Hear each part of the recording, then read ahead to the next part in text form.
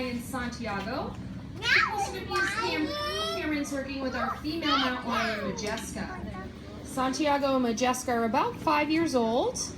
Both of these guys were found orphaned in Oregon at just a few months old. So they've been with us since they were very young. Now what you're watching right now is one of the multiple training sessions we do a day. Not only with our mountain lions, but with lots of our animals. And all the training we do is for husbandry reasons. So what that means is the behaviors we teach our animals allow us to take better care of them. So our keepers are basically giving our cats a mini exam right now. Looking closely at their eyes, nose, and ears. You can ask for their feet individually. Check at the pads of their feet and their claws as well.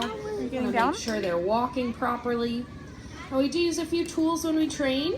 Most important tool is that bowl of goodies our keepers have in front of them.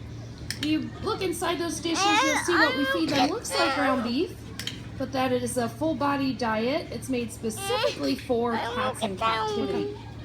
The other tool our keepers are using is called a target pole, and it serves a few purposes for us. First, you can see we teach our animals to put their nose close to the red end of that target pole. So if we have to look at a certain side of our animals, it's hard to say, hey Santiago, show me your right side, will you please?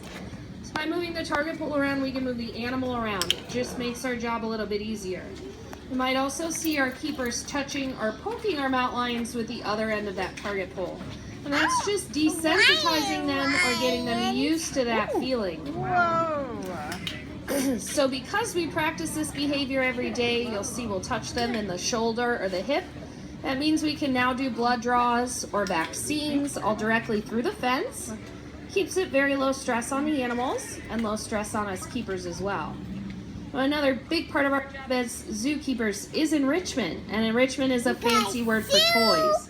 So you definitely see some things out in our mountain lions exhibit for them to play with. There might be some things out there though you don't necessarily